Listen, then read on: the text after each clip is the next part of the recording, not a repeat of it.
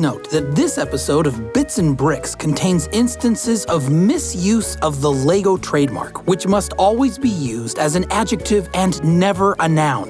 As a reminder, it is never appropriate to refer to the company that designs and produces LEGO brand products as LEGO. Rather, the correct name for the company overall is the LEGO Group.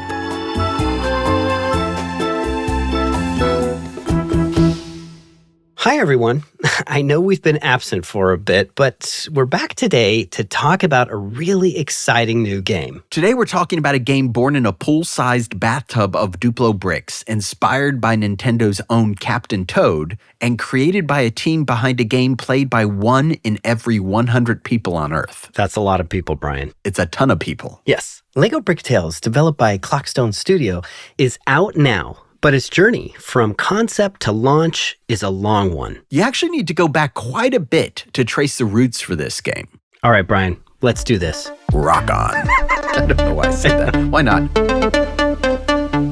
Welcome to Bits and Bricks, a podcast about all things LEGO games. I'm Ethan Vincent. And I'm Brian Crescenti. Together, we look back at the rich 25-year history of LEGO games, chat with early developers and seasoned studios who have all tackled the creation of video games for one of the most popular and respected toy companies in the world, the LEGO Group.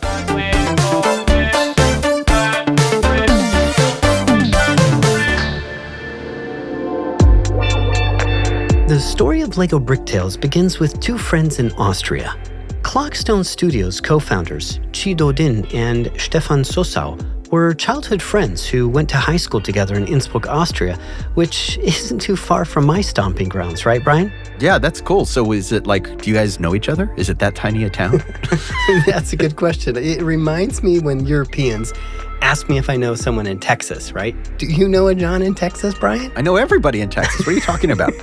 Exactly. It's a tiny, quaint little state. Yeah, exactly. No, luckily, Austria is not that big. Austria is the size of Maine, and Innsbruck is probably about a 6 to 7 to 8 hour drive from Vienna, Austria. So Innsbruck itself is nestled between these incredible Alps, and it's a beautiful, beautiful town. And it's quite fun that these two friends met in that town and created Clockstone Studio. During my teens, I was interested, as a teen is, in just games in general, so I would play a lot. This is Chi speaking. And I think I had a creative streak always, so that was just me, and interestingly enough, it was Stefan. We were classmates, and we were kind of like the art kids in the class who would like draw and just do creative stuff. Just later on, like after school, like high school, when we started college around the time, we would try to figure out if there's anything to do in creative fields.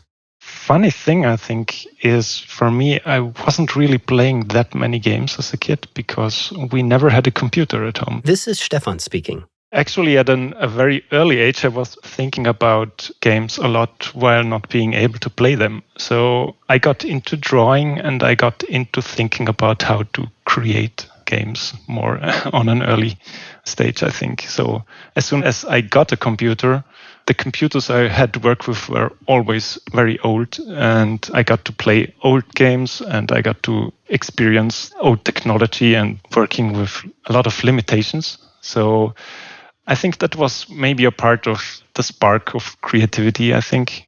Chi said that it was other friends who got them involved in creating their very first game. He was making a game on his own time. He was coding a game on his own time. And it's like through those channels, we kind of got together in a group, and it kind of took off from there because we just decided, hey, wouldn't it be cool if we contribute art to this? And he went like, sure. And then things just snowballed into essentially what would become our first game, Avencast. And that's like, in the wake of that, we would found the company and everything else, you know. Avencast. Rise of the Mage began life as a hobby project meant to mimic the best elements of action role-playing games like Diablo. After 4 years of development, it was released for PC in late 2007. And with one game under their belt, the small team at the studio started wrestling with what to do next. Here's Chi. We started founding a company really just to publish Avencast. That was like the first step. And afterwards, we would kind of assess, what's the situation? What do we want to do? And obviously, game development and sustaining game development really is not an easy job to do. So we kind of took this as an A-side to make non-game projects to secure ourselves a little bit. And it kind of developed into those two lanes that we essentially run in with Clockstone.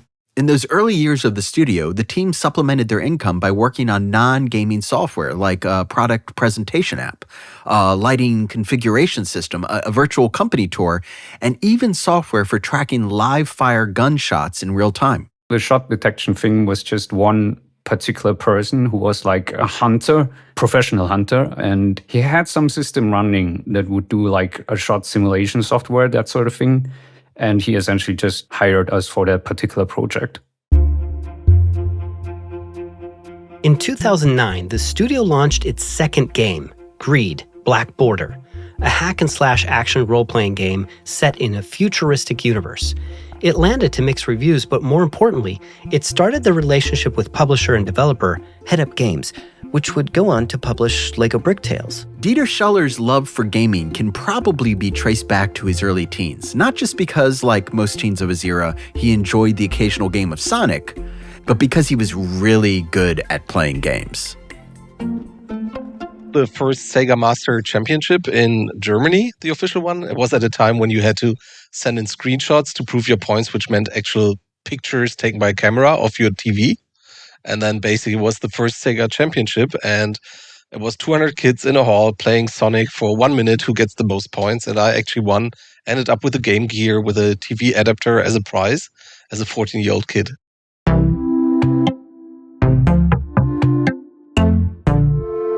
But despite that auspicious start and his growing love for video games, Dieter decided when he graduated high school that he should study law rather than pursue a job in game development. I think for a lot of people, this would have been one of those crossroad moments in life, and I guess to some degree it was. But Dieter told us that as he wrapped up his law degree, he came to the realization that he actually didn't want to practice law. Instead, he decided to go back to his first love, video games. I was always a gamer. And then I basically, during my study time, because law studies are super boring, to be fair, I ended up doing a lot of Quake and Wolfenstein modding and somehow got into the whole modding team and modding scene. And that side showed me that, hey, you can actually, if you market it well, you can have like 150,000 people play your Quake mod. And I picked up on the whole industry thought during my study time. But as I was already studying, I said, okay, I'm going to finish this and then I'm going to move into this industry, which was very young at that point. So instead of following along that law degree path, he got an internship at Ubisoft, spending a year essentially learning about the marketing and public relations of video games. And then he turned that into the beginning of a lifetime career in the games industry. So it's 2008, and Dieter is working at RTL Interactive in Germany, and he can't help but notice a sudden wave of tremendous indie games starting to hit the market. He spotted an opportunity. So basically, when actually I realized small teams can make a difference, and I wanted to be part of that really exciting new venture and new trend in the gaming industry, that you don't need the publisher as a gatekeeper and large teams with hundreds of people, but that actually smaller teams can create really creative and innovative products. And I wanted to be a part of that, but I'm not a developer, so I try to set the stage for those teams. In 2009, Dieter launched Head Up, a company focused on helping indies bring their games to market. In Dieter's words, the publisher wasted a year and all of their initial money on their very first game and working, setting things up. But that year and money wasn't a total loss. Dieter said he learned a lot from the process. Once they had their legs under them again, they invested in 2 more games. One was a title called Greed, which was developed by Clockstone Studio and published in 2009. It was, Dieter said, the start of a beautiful relationship, one that would eventually lead to LEGO Bricktales. Here's Dieter. They were basically introduced through an industry colleague, and then we met the team and we really liked each other from the very first day. And we gave them the vision of the game we wanted to do, and they have done a title before that called Avencast, which was in a fantasy setting, an action RPG. So they seemed to be the right team to tackle our vision. And then we started working together, and it was a really good partnership. In the following year, 2010, Head Up released 5 games, then 7 in 2011, including Bridge Constructor. Within a few more years, they were connected to seemingly every big-name indie title on the market. The Binding of Isaac, Terraria, Limbo, Super Meat Boy. That's largely thanks to Edmund McMillan, one of the people behind both Isaac and Meat Boy. He basically gave me a video pitch I could forward to developers saying, hey, if you want to work with somebody, work with Dieter. He's the one who's actually paying royalties. And it was just a super positive, nice video, better than any business pitch. The indie scene at that time was very small, to be fair. So the word spread that we're just doing honest business. So people started approaching us as well because friends told them about us. And that way it somehow spiraled. And then for the second and third wave of indies, we worked with a lot of great talent. And we still do. For example, on Thunderful, we're now publishing Super Meat Boy Forever, working with Tommy very closely on this one.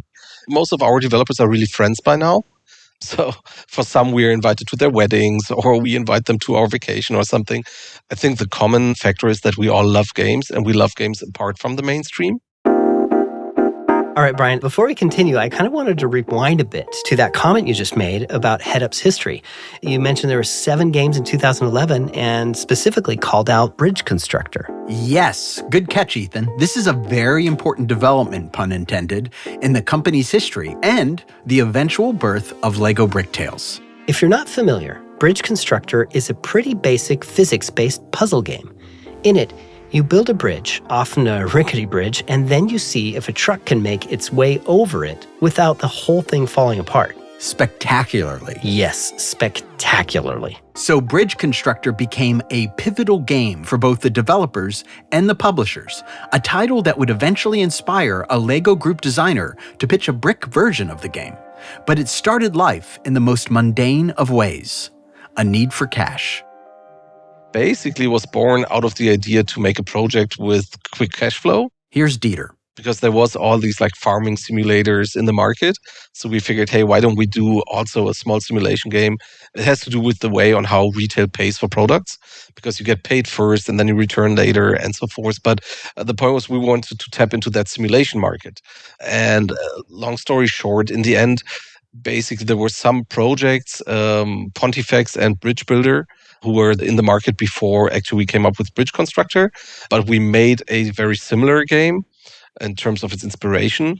Clockstone did a great job on making it more mass appealing and more colorful.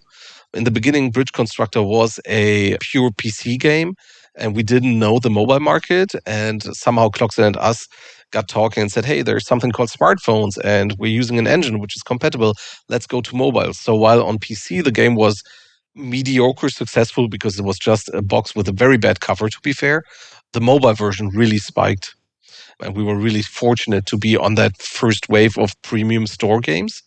I think by now, Bridge Constructor has tapped into, we've reached over 80 million players on the brand worldwide.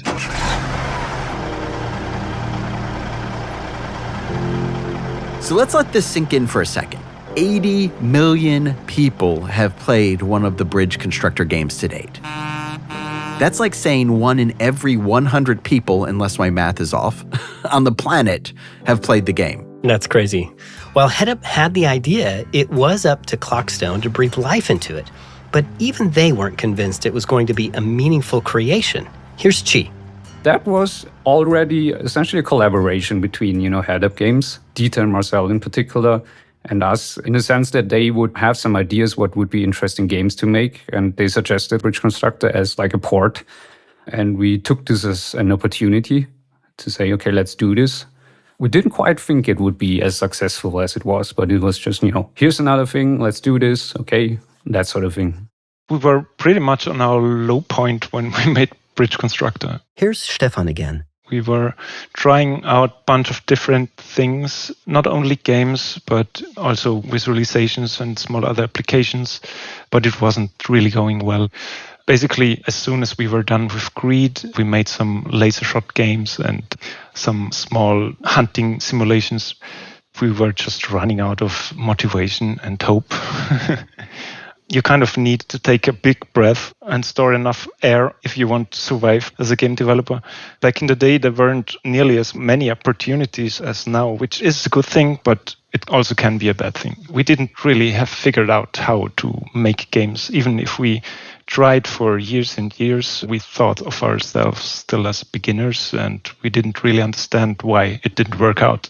almost nobody took this project really seriously. So we weren't really thinking, okay, this will be our last thing we try and then we give up. It's not about that, because we thought, okay, it's not a big deal, we're doing this, but we just didn't expect anything. The Clockstone team worked diligently on Bridge Constructor and released it in 2011 to very little fanfare. It was, in their minds, just another way to keep their head above water as they searched for a title, an idea that could earn them some recognition. As they wrapped up development, some at the studio were even thinking of leaving. Here's Stefan again. A few of us were still focused on creating games. I think G and me were one of the core game people that were thinking, okay, we want to really make games for a living and we love this media. We were thinking about, okay, it would make sense to close or leave the company and start our own thing. That would maybe have been an option, but didn't come so far. And then something surprising happened. The game absolutely blew up. Yeah, and it was sort of like a 2 or 3 stage rocket. Not just one blow up, but a series of them. Here's Dieter. I remember when we released the game, I was sitting at the Nordic Game Conference in Malmö in Sweden, and we released it. I looked at the numbers of the first day on mobile and was like 200 units or something. And I said, okay, it's going to make its money back. It wasn't that expensive either. And then basically on the second day, it suddenly said 2,000 units. Third day was like 20,000. And it just skyrocketed and we had no idea why. The next big moment for Bridge Constructor came when it took off in the US, thanks to a Reddit post showing a truck seemingly just barely making it across a bridge, only to flip over and blow up. The success took everyone by surprise, even Chi and Stefan. I don't think we ever celebrated really big.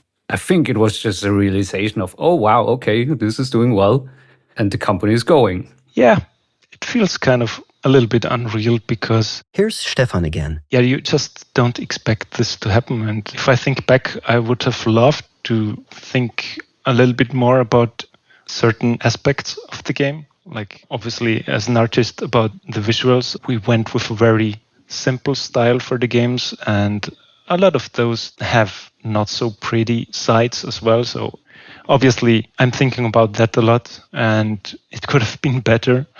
But at the same time, it kind of is a valuable experience to know, okay, you don't have to get it perfect to get some success. There is some luck involved. There is some hard work involved. So that boosted our confidence a little bit, I think.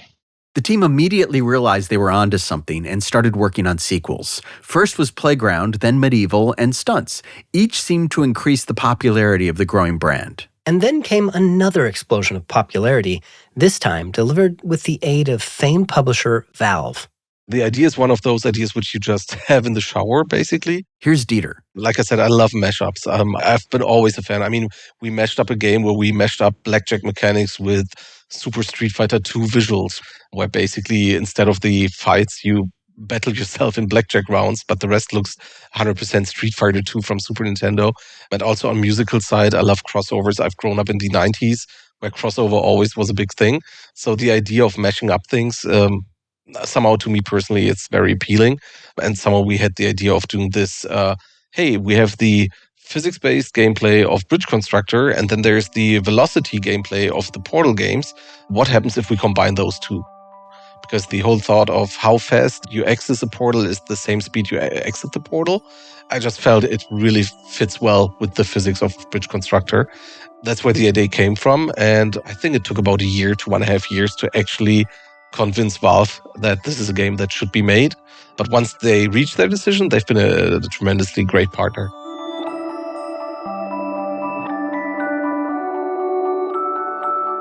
Dieter spent years pitching the idea to Valve to absolute silence. He never got a no, he never got a yes, nothing.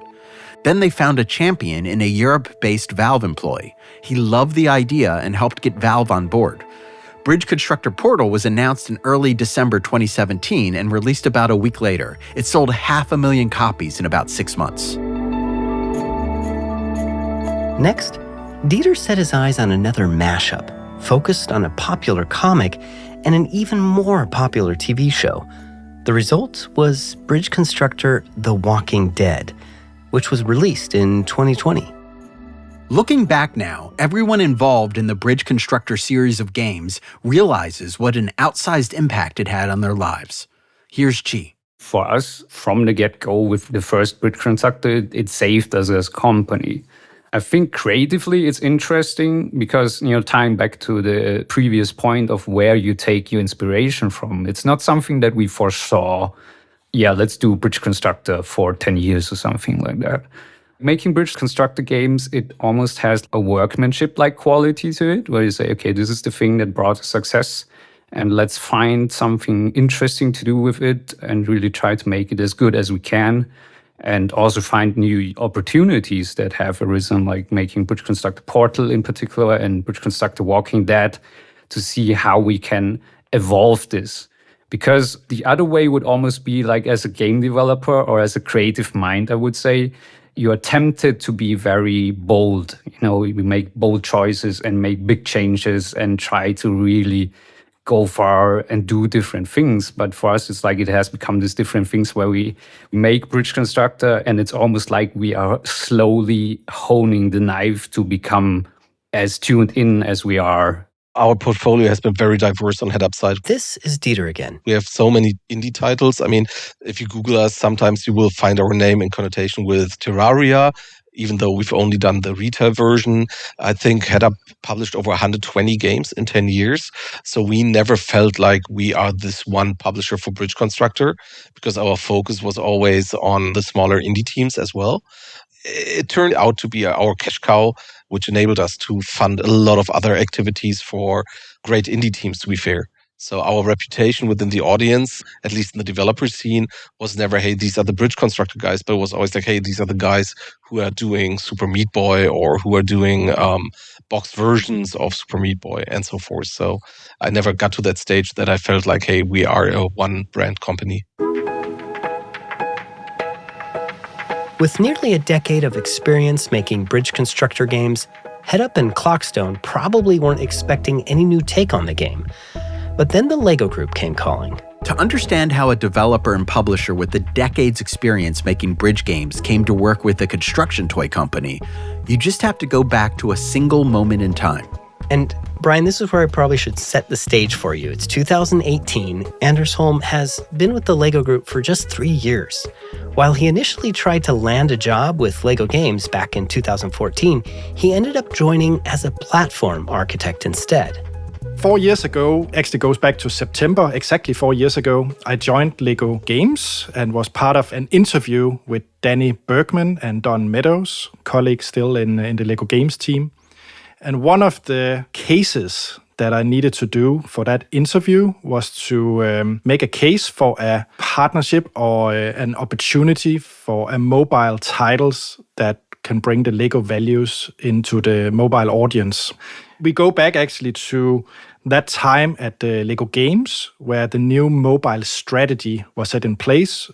Especially Danny and Don was driving that, going out to partners, finding good fits, was right about that time. Titles like LEGO Tower, LEGO Brawls, and LEGO Builder's Journey all came out of that funnel process. So I, during that interview, was needed to present a case for one of such titles that could fit into that mobile strategy. Okay, so we should probably unpack this a little bit. The LEGO Group realized years ago that they needed to refine their mobile game strategy and shift away from creating free-to-play titles essentially designed as marketing vehicles. Right. Back then, most of the games were work-for-hire projects, and they didn't always have what we all like to refer to as LEGO DNA. So the company shifted its strategy and instead sought out interesting, cool development partners who could make awesome LEGO games. Titles that were meant to both stand on their own, but even make money. Yeah, so we're talking about games like Builder's Journey, LEGO Brawls, a lot of titles that we've actually talked about in this podcast series. Yes. Okay, so now back to the story. Anders is facing this challenge to come up with a neat idea for a new mobile video game. If he nails it, maybe he lands a job at LEGO Games. So he thinks back to a time when he started with the company and a visit to the LEGO house alongside some development partners. One of these things, and we continue to do that today, is that we invite the partners to sit in a Duplo pool and to build a bridge between the edges of that Duplo pool. So we literally sit, and that sort of stuck with me in terms of that, building bridges, play with physicality of the Lego brick, and clutch power. I'm an introvert geek, so sitting in a Duplo pool with a lot of Lego house guests around you and building a bridge, that was putting me a little bit out of the comfort zone. So that was also why it's kind of stuck with me. But it's definitely the aspect of the teamwork, and actually that quickly reminded me of the games I like to play, which is physical puzzle games. And then doing that in collaboration in that Duplo pool was pretty amazing. And we still do it. Now, jump back to Anders trying to come up with a game idea. He's playing a bunch of indies like World of Goo and Incredible Machines and Bridge Constructor Portal. And I thought that there must be something magical here if you use the Lego brick and the clutch power. At least how I played with Lego bricks when I was a kid was to make these contraptions. I played a lot of stunts in the DOS game stunts and trying to make these bridges, physical bridges, and have my pullback car drive over them and stuff like that to see if they were stable and all that. So there must be something around that could also be incredibly fun in the digital space. And I thought that I believe that Bridge Constructor series have proven that together with World of Goo and these kind of titles. So, and even Head Up and Clockstone has also made what is called Bridge Constructor Playground, a title that is more for the younger demographic, more easygoing, because I was also well aware that taking Bridge Constructor and call it Lego Bridge Constructor might be too nerdy, too difficult, essentially. So Anders has this sort of aha moment, and he gets to work putting together a pitch as part of the interview process for the LEGO Games job. And included in that pitch was this idea of getting Clockstone to create LEGO Bridge Constructor. There was no dialogue with Head Up or Clockstone from Bridge Constructor. It was all just me stealing images from Google and photoshopping Lego bricks into their visuals, so it was all fakes. But if I remember correctly, I think my key points was that Lego games should be all about building with the brick. It should be about problem solving, about having fun with failing, and keep iterating your idea or your solution, which is all about these physical puzzle games where you build brick by brick or piece by piece. You constantly press play to see if you fail. And if you fail, you find it hilarious, you find it funny. And I remember I took some examples from Bridge Constructor Portal and some other titles where it's actually fun to fail in these games because hilarious things happened to the characters or the vehicles trying to get across the bridge. And there was these moments that you could learn a lot about these different things and learn about problem solving and having fun at the same time. That was sort of my key points. And then again, back to they have worked with an IP before, and a quite restricted IP like Valve for Bridge Constructor Portal. And they also did Bridge Constructor Playground and thinking about the younger audience. So to me, that was a perfect fit. The LEGO Games team liked the idea, but not as Anders presented it. Good thing too, because soon LEGO Bridge Constructor would become Bricktales. That is what I love about game development, right? Because what I suggested was essentially not the right solution, because I essentially pitched to do the same thing as they did with the Bridge Constructor Portal, which is a great game, but would not have been as fitting in a LEGO content. But what I suggested was LEGO Bridge Constructor, so a literal 2.5D built Lego bridges in a Lego city environment. I picked city as a theme because we have a lot of cool vehicles. It's relatable. And then essentially build bridges for Lego vehicles to drive across and do these one-by-one puzzles. Anders got the job, and about a week after he was hired, Don and Danny asked him if he had reached out to Head Up yet. And then they just gave me the option to just run with it and cold call Dieter from Head Up and talk about it and see if we should try to make something happen. Anders tracked down Dieter Schuller and struck up a conversation in 2019. Dieter explains. It was actually the LEGO group who approached us because they played Bridge Constructor Portal and they really liked the game, and they said, okay, we have these core values defined for LEGO games and we feel that Bridge Constructor Portal isn't too far away from our core values. So how about we let this team pitch to us because they were looking for several different partners on mobile premium. And then they gave us the chance to develop a concept and to pitch to them. So they invited us and we had very good conversations. And there was personal sympathy from day one, to be fair. Chi and the team at Clockstone put together a one-page pitch document to kick off an interactive process that involved a lot of back-and-forth communication. The interesting thing was somewhere around January when we discussed this internally, even though the step to make Lego and just combine it with Bridge Constructor, we were hesitant because we felt like it wouldn't be quite enough. We had the feeling that just Bridge Constructor as a pure bridge building game, the different scenarios that you can create with Lego would be just a little bit too limited. And that created the evolution where we thought to ourselves, well, is there something more that we can do? Can we broaden our horizons in a sense that we say, okay, is there a different way to frame this idea of surmounting obstacles, essentially, what bridge building is? Stefan said it was a long and fruitful journey getting from Lego Bridge Constructor to the core ideas that hold up the play and look of Bricktales. Very soon we stumbled upon new challenges that we didn't expect. Those became actually pretty interesting, and these challenges, they now make the core of the game. So while we were preparing this pitch and we were using these sketches, we thought, okay, that could look better. Obviously, drawing Lego bricks isn't really going to help much because it's way too much work. And so I tried to model the diorama out of bricks. And then I remember we had a few days to finish up this document, and I started placing bricks individually, like thousands of them. And that didn't work out. So, I mean, it did work out for the purpose of the pitch, but it was a good way to feel we need to think about tools a lot because placing bricks isn't that fun if you have to do it over and over again for thousands of bricks.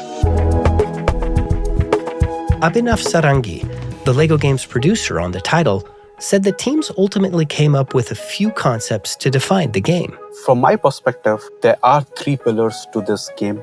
One being, the puzzles and brick by brick building to solve puzzles. So that was one core pillar which was constant throughout the development. We were sure that we wanted brick by brick building and then using that to solve physics-based puzzles. That was one core aspect to the game.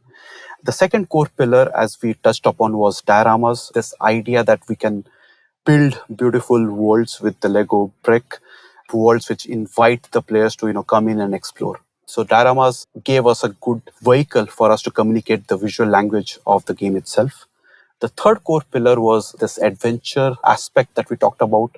We knew we wanted to bring the players on an adventure, and adventure sort of the third core pillar supported the first two core pillars. The dioramas hinted at this idea of an adventure that you go into these fantastic worlds to go and solve puzzles, but puzzles also gave us an idea that the puzzle solving that you're doing is to help you progress through your adventure. So the three core pillars for this game were physics-based brick by brick building puzzles, dioramas, and adventure. While meaningful, those pillars were actually the outcome of a lot of trial and error. Anders said many of those issues came up and were solved during prototyping. Among them, one intriguing problem was that real-world Lego bricks weren't very good at, breaking apart once built. So that's really, really funny because one of the early prototypes they really, really did an amazing job of trying to get as precise physical calculations as possible to really represent both the clutch power, and we provided them the data about them, the mass for our bricks and how the tolerance and all these kind of things. But that just concluded in a very, very easy game because essentially it was almost impossible to not make a bridge that would hold, essentially, because the clutch power was so strong. And the vehicles you drove over, because in the first version they used the actual mass of the bricks, they are not that heavy, a Lego vehicle. So they sort of needed to fake it a bit and to put some more mass on the vehicles going over and play with the physics. So it worked better as a game. In reality, those bricks are really, the connections are quite strong. This is Stefan. and we couldn't really find so many super interesting puzzles. I think we have some really nice ones where you get to know and play around with this physical aspect, but we could do much more there. And we bend the reality a little bit, so we can make things more interesting, obviously, by introducing heavier bricks. The team also puzzled out how best to allow players to build with digital LEGO bricks, a mechanic that game developers have been refining for 2.5 decades. Abhinav explains. One of the core pillars was brick by brick building, and we wanted to stay true to that. But it was a challenge all through the process. One of the things which was very clear early on when we started testing it with players, that because most of the players that we were testing with had experience with playing with a physical Lego brick in 3D space, using their fingers to manipulate the Lego bricks in a 3D space, they had certain expectations about how that works. When we tried to translate the 3D building experience into a 2D screen, we had to do a lot of things on the back end, trying to predict where a player wants to put their brick, based on the movement speed of the mouse, as an example, based on where it was before and where the mouse is now. We had to go through a lot of iterations and a lot of testing to get that right, where the building would feel intuitive, the building would feel like second nature. But on a 2D space, on a screen, we are limited to the different camera angles. So one of the early things we did was put shadows to be able to tell players that the brick that you're holding is actually on this specific axis, this far along on the screen, because the depth of the field was not something which was very easy to communicate from a 2D screen perspective. And another major problem was how big the puzzle spaces could be. If you have a lot of bricks that you have to use to build the solution to a puzzle, it can get tiring, as with physical bricks, but especially on a 2D screen, having to build something which is 100, 150 bricks deep. One of the solutions was kind of, make puzzles which were more restricted in how many bricks you'd need to get together to solve those puzzles. So it was an interesting journey to, various aspects of trying to translate the ease of putting Lego bricks in a physical 3D space into a similar ease of putting the Lego bricks on a 2D screen with the use of a mouse and a keyboard. The result is a game with puzzles that are solved by building with bricks, brick by brick. Once a puzzle is solved by, say, building a bridge and successfully testing it, more bricks are unlocked and a player can go back and free build to really expand their construction. What we feel players would do is they would use it to experiment with bricks. They would use it to be able to build things which they feel really talks to them from a customization perspective. We have a small area that you can customize in game, which you can customize with small builds, which will allow you to put these builds in this area and decorate that area according to how you feel like it. So I think we would see a lot of customization come through that. One of the things which we want to encourage players is to share what they are creating outside of the game, share it wherever they can, share it with friends. We'd love to see what players are building with the brick palettes that they have, to encourage players to go out and collect more of these bricks, more of the brick palette, so as to speak, so that they can expand their library of bricks and build more things that they can imagine. So I'm definitely looking forward to what players build with the bricks that they collect in the game.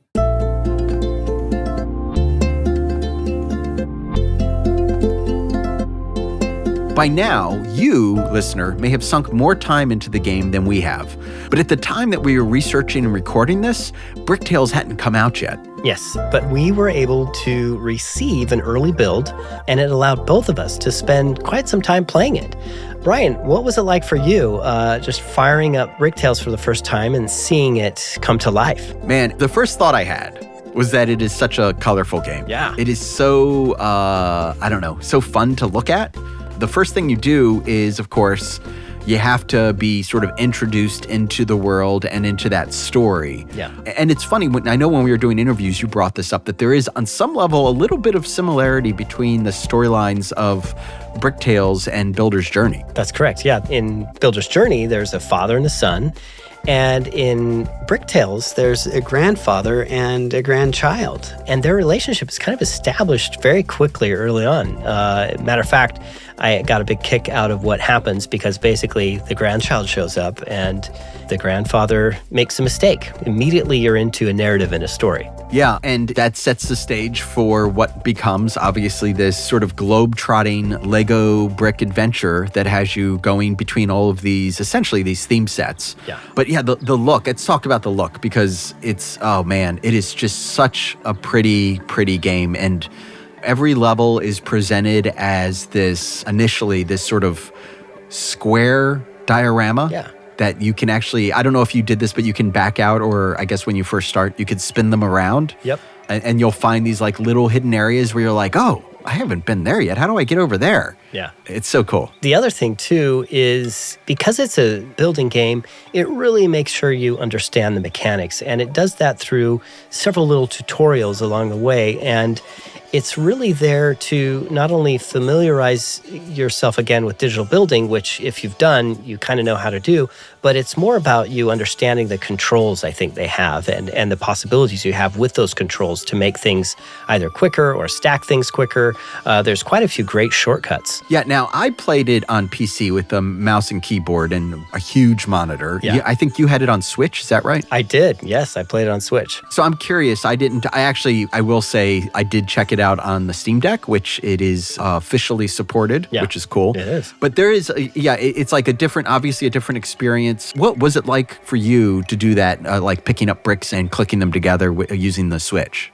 You know, because I'd played Builder's Journey, a lot of it, picking up Lego bricks is something you're kind of familiar with. You navigate over there and scroll over there and you click the A button and you pick things up and rotate them.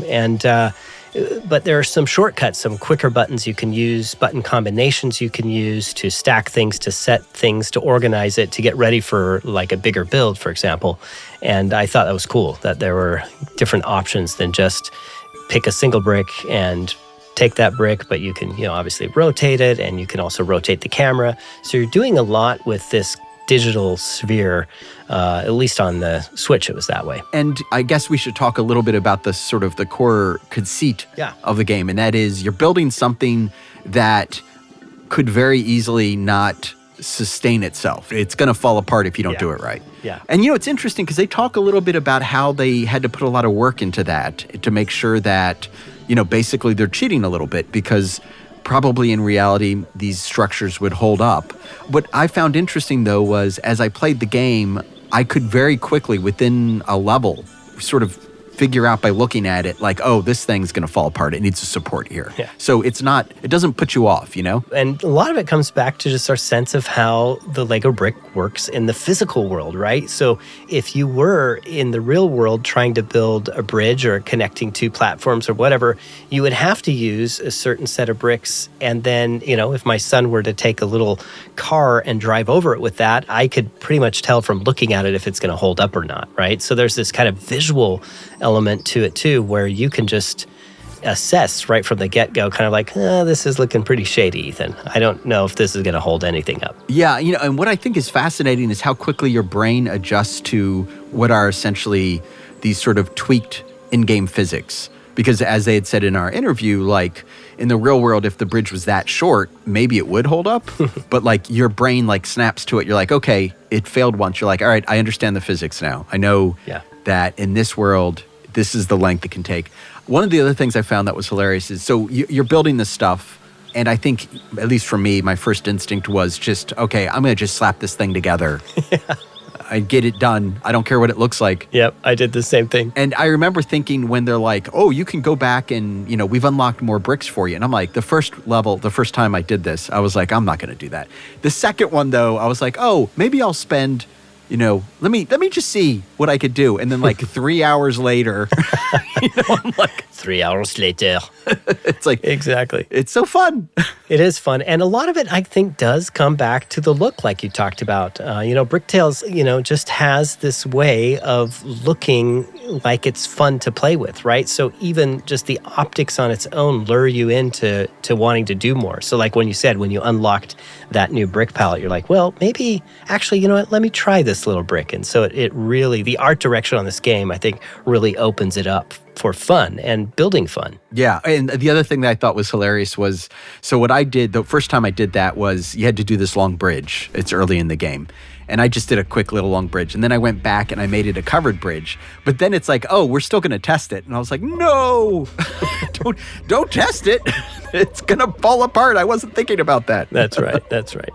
So yeah, again, I think that all comes back to this beautiful palette and art direction and design that it has, and that they also decided to turn each level into this kind of standalone diorama, Brian. But we should probably get back to the story, right? And the history here. We kind of geeked out there for a little bit. Yeah, and we could talk forever about this. So getting back to the story, Clockstone was very aware that TT Games essentially redefined what it meant to be a LEGO game. And they didn't, Clockstone didn't want to mimic the visual style of those games. So early on, they bought into the idea of presenting a world made entirely of Lego bricks. But actually, it was another game, a Nintendo title, that inspired these eye-catching dioramas of Bricktales. In 2014, Nintendo released Captain Toad Treasure Tracker for the Wii U. The game stars the eponymous Toad as he journeys around tiny isometric mini-games by rotating perspectives around dioramas. Definitely, yeah. This was one of the key inspirations for the game from the start. This is Stefan. Captain Toad does something that we were not able to do. And I think that's why we are at a point now where we are finally seeing the final form of the game. And it's like the same for every game developer, perhaps, that in the end, you just finally see, okay, this is how our game is looking and this is how it plays. And then you see all this untapped potential that's still there. So Captain Toad does so many things with changing the environment, like interactions that really change the basic structure and opens up new pathways. This is something that could be huge for LEGO dioramas as well. We are limited to a more static version of a diorama now, but in the future, I think it would be super exciting to have more dynamic elements, because those bricks that make up these parts in the minds of the player, they still exist. And it would be super exciting to tap into that and change more of the environment.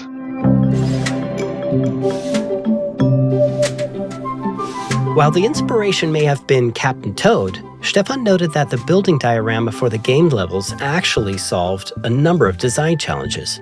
We kind of have a limited amount of space we want to work in, so we don't want to have an open world. So we kind of have to think about borders of the space you are able to walk around. And the other thing is the technical background. There were a lot of challenges when you create a large world out of Lego bricks.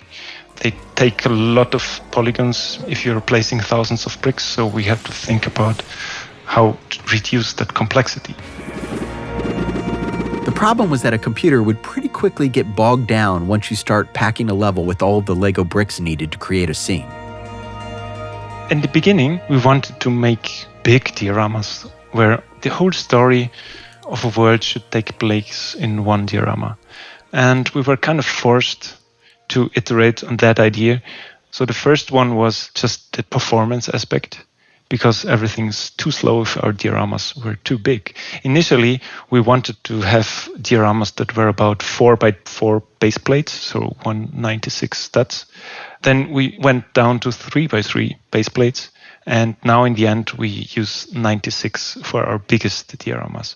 But it's not only a technical limitation, but it's also for aesthetics, because actually we found out that it just looks better if you have a diorama in front of you, and every time you look at the diorama, you can see those bricks. It really works better, it feels better, and it reminds you of the physical Lego bricks. And we want to have those memories always in the mind of the player. So the bricks should always be visible, and the bigger and the farther you are out, you can't like individually see the bricks.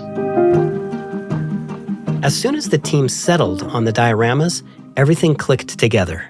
They also found some other games to look at. For instance, Lara Croft Go and Hitman Go both use a sort of diorama look to them. And then there's LEGO Builder's Journey, which we did 2 episodes on, and it also, of course, used dioramas to great success. Here's Chi. So it was definitely an inspiration. Like, we were aware of it even back then when it was only available on mobile. We didn't really dive too deeply into the details of it. We did have some exchange. It might have been the beginning of 2021, where we would get together and have like a call with the people at Lightbrick. So they talk about their experience of how they made LEGO Builder's Journey and how they went on about it. And obviously the challenges that they faced. I mean, also in particular, because I do remember they had Lego levels and they needed to scale it down just to, execute their vision of the game. So at this point, it became clear that what we were doing diverged to a certain degree because our dioramas are so much larger by like a factor of 8 or something like that. And also the building mechanics are more extensive in the sense that you have to be able to build, things that have a higher brick count, that fulfill certain goals. So we needed to approach this a little bit differently. While the physics and play of the game were solved early in the process and the look of the game and use of dioramas helped gel Bricktales' captivating look, there was still one more hurdle, the story. The thing needed to pull everything together and help identify what sort of theme sets to include. Here's Chi. The general idea is that you walk around and you help people by building. That's the abstract description of the game. But then we thought, why not just take this and move this into the internal logic of the story? So you're almost like, hey, you are a superhero of sorts, and you walk around and you help people by building.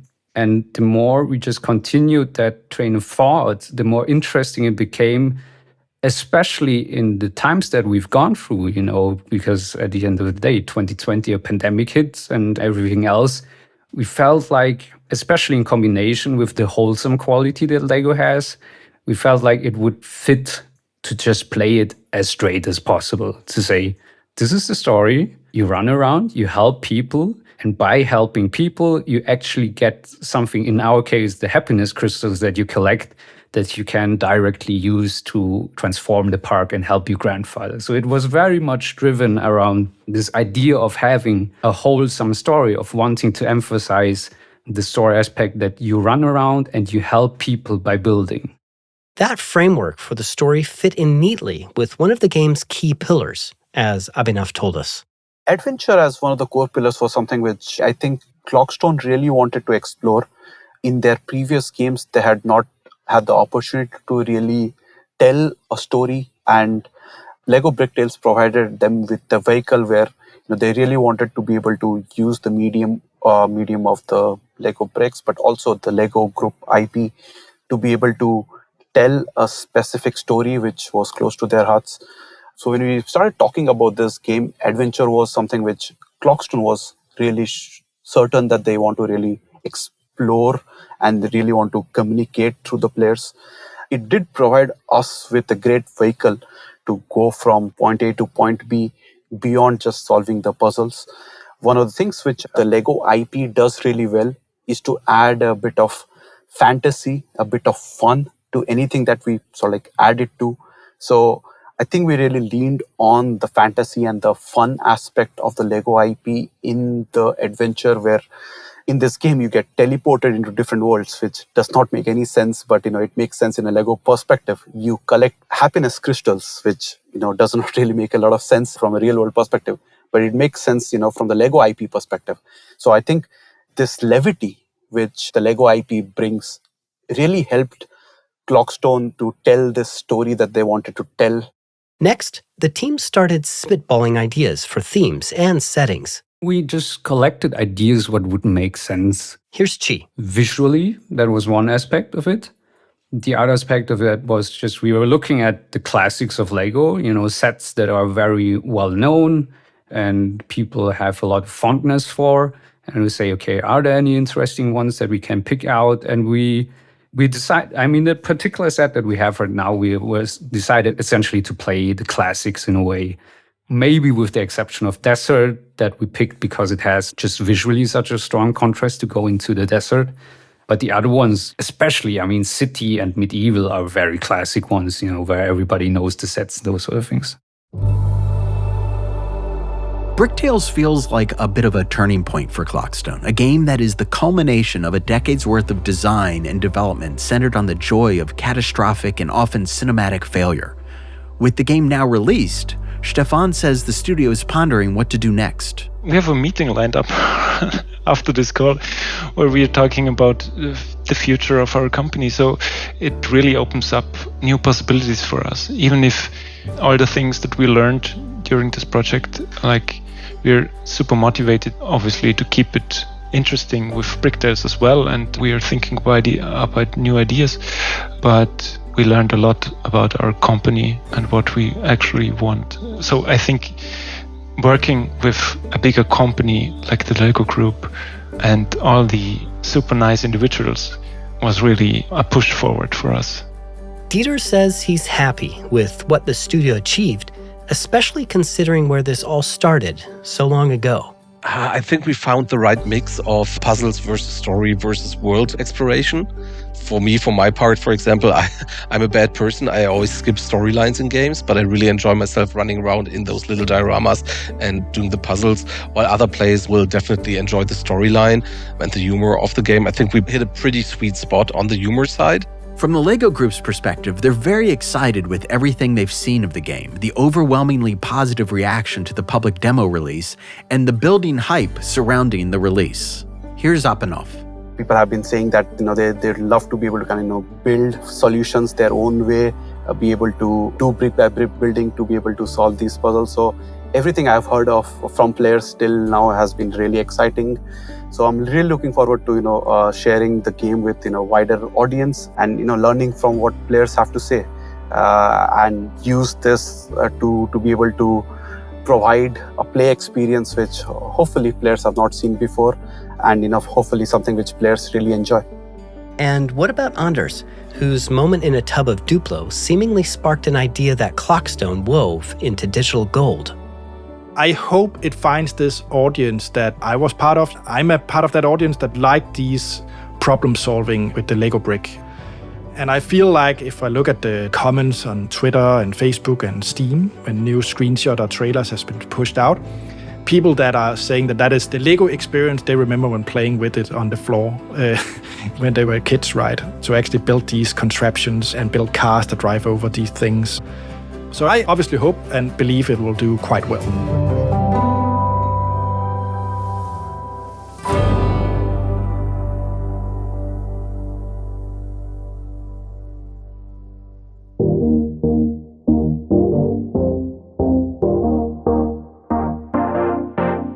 Bits and Bricks is made possible by LEGO Games. Your hosts are Brian Crescenti and Ethan Vincent. Producing by Dave Tack. Our executive producer is Ronnie Scherer. Creative direction and editing by Ethan Vincent. Research and writing by Brian Crescenti. Art direction by Nanan Lee.